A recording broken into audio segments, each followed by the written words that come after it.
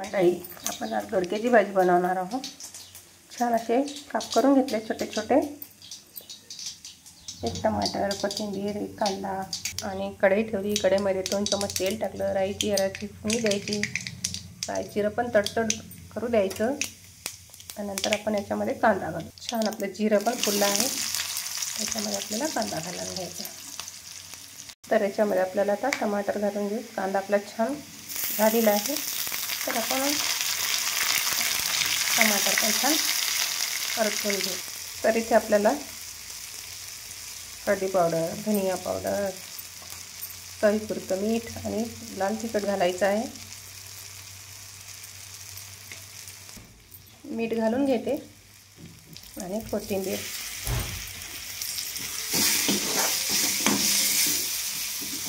तुम्ही कशा पद्धतीने बनवता? आपल्याला सुकीच भाजी बनवायची आहे दोडक्याची। तर मी आता दोडका टाकून घेते। तर आता आपण शेंगदाणा कूट टाकून घेऊ। त्याच्यामध्ये पाण्याची जास्त काही गरज नसते। दोडक्याला आपोआपच पाणी सुटत असते, तर पाणी मी घालत नाही। सुकीच करणार आहे मी भाजी।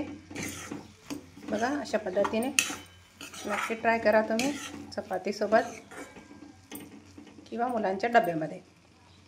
साधी आणि सोपी।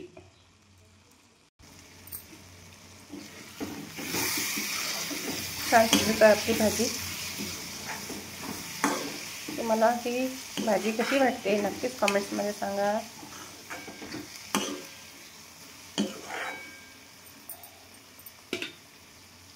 चला, तर आपली भाजी छान शिजली आहे।